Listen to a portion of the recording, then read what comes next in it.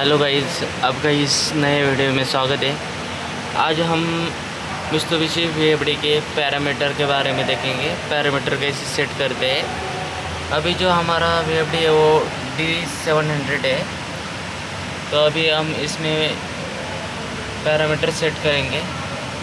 Parameter set करने के लिए हमें प्रोग्रामिंग मोड में जाना पड़ता है, तो अभी हम प्रोग्रामिंग मोड में जाएंगे। अभी मॉनिटर मोड है, तो अभी प्रोग्रामिंग मोड में जाएंगे। अभी हम प्रोग्रामिंग मोड में आए हैं। अभी हम 1 बाय 1 पैरामीटर सेट करेंगे। अभी पहला हम P0 सेट करेंगे। P0 टॉर्क बूस्ट के लिए होता है। अभी यहाँ 6% है, तो हम 4% सेट करेंगे।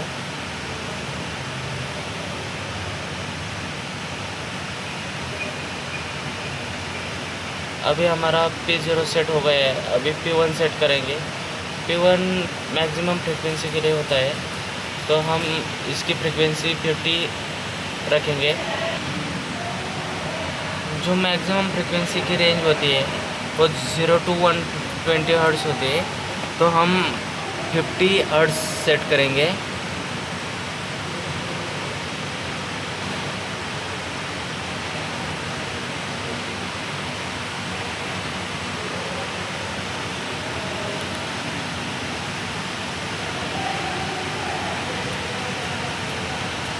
अभी हमने P1 50 सेट किया है।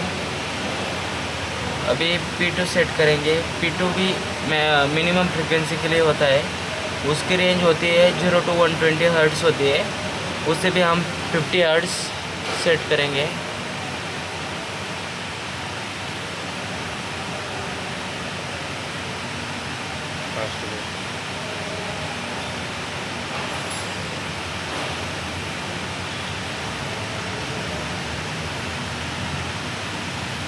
अभी हम P3 सेट करेंगे। P3 हमारा बेस्ट फ्रिक्वेंसी के लिए होता है। उसकी जो सेटिंग रेंज होती है 0 to 400 होती है, तो उसे हम 50 सेट करेंगे। अभी P3 ऑलरेडी 50 है, तो उसे सेट करने की ज़रूरत नहीं है। अभी हम P4 सेट करेंगे। P4 मल्टी स्पीड के लिए होता है, हाई के लिए होता है। उसकी रेंज 0 to 400 हर्ट्ज़ होती है, तो उसे हम 50 सेट करेंगे P4 को।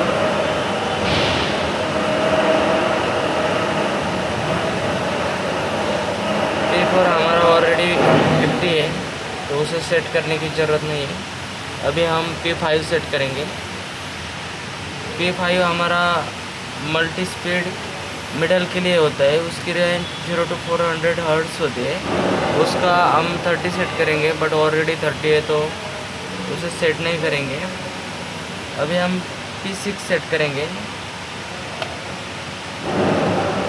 P6 हमारा मल्टी स्पीड लो के लिए होता है। उसकी रेंज 0 to 400,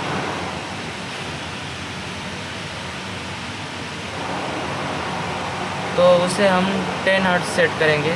तो इसमें ऑलरेडी 10 है, इसलिए उसे सेट नहीं करेंगे। P7 अभी हम सेट करेंगे। P7 हमारा एक्सेलरेशन टाइम होता है, वो 0 to 360 सेकंड होता है। उसे हम 0.5 सेकंड सेट करेंगे।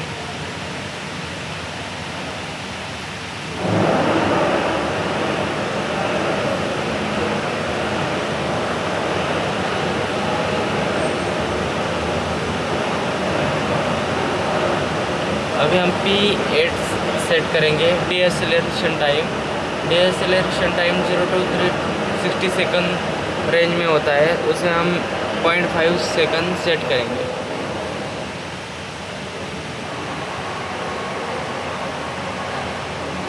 P8 के बाद हम P9 सेट करेंगे। थर्मल ऑयल रिले, उसमें हम 0 to 500 रेंज होती है करंट की, तो उसमें हम 5 सेट करेंगे।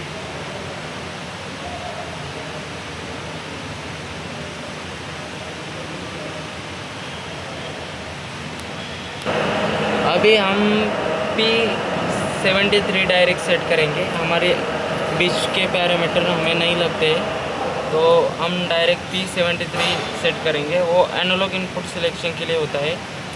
उसकी जो सेटिंग रेंज होती है वो 0, 1, 10, 11 में रहती है, तो हम उसे 0 में सेट करेंगे।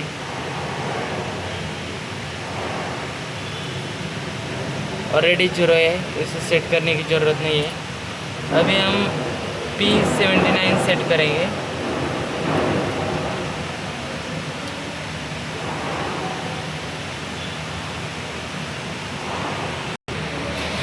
अभी हम P79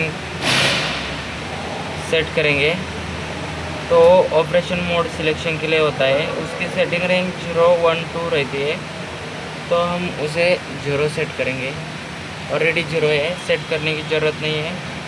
अभी हम डायरेक्ट P150 सेट करेंगे। वो आउटपुट करंट डिटेक्शन लेवल के लिए होता है। उसकी सेटिंग रेंज 0 to 200% रहती है। हमें उसे 150% सेट करना है।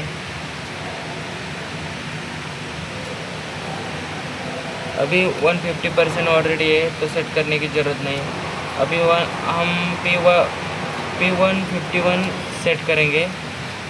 आउटपुट डिटेक्शन सिग्नल टाइम वो 0 to 10 सेकंड रेंज रहती है, हम 0 सेकंड सेट करेंगे। 0 ऑलरेडी है, तो सेट करने की ज़रूरत नहीं है। और हम अभी डायरेक्ट P192 सेट करेंगे।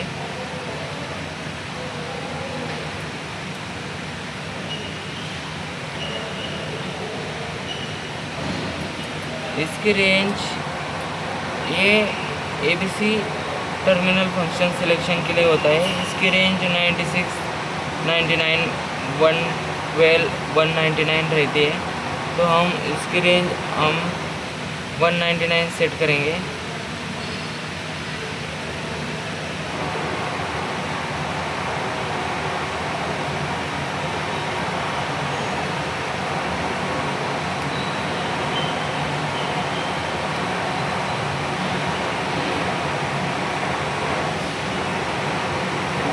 इतने ही पैरामीटर लगते हैं हमें एक मोटर को चलाने के लिए। तो आज के वीडियो में इतना ही, बाकी का हम नेक्स्ट वीडियो में देखेंगे। Thank you.